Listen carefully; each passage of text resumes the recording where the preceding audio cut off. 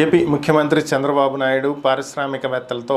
సమావేశం అవడం జరిగింది. ముఖ్యంగా పారిశ్రామిక శాఖ మంత్రి టీజీ భరత్ అలాగే అధికారులతో సమావేశమైనటువంటి చంద్రబాబు నాయుడు ఏపీలో పారిశ్రామిక పార్కులను పెంచాలని, మహారాష్ట్రలో దేశంలోనే అత్యధికంగా పారిశ్రామిక పార్కులు ఉన్నాయని, వాటి వలన అక్కడ పరిశ్రమలు ఏర్పాటు చేయడానికి అనువైనటువంటి వాతావరణం కలుగుతుందని, కాబట్టి ఏపీలో కూడా 100 ఎకరాల స్థలంతో 100 పార్కులను ఏర్పాటు చేయాలని, వీటిలో వివిధ రకాలైనటువంటి పరిశ్రమలు ఐటీ, నాన్ ఐటీ, సర్వీస్ రంగానికి చెందినవి, మ్యానుఫ్యాక్చరింగ్కి సంబంధించినవి, ఫార్మా, ఇలా అనేక రకాలైనటువంటి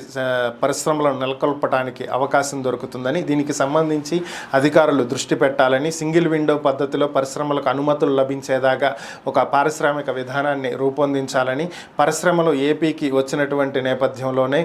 అభివృద్ధి బాగా జరుగుతుందని, గతంలో వచ్చినటువంటి పరిశ్రమలు గత ప్రభుత్వం తీసుకున్నటువంటి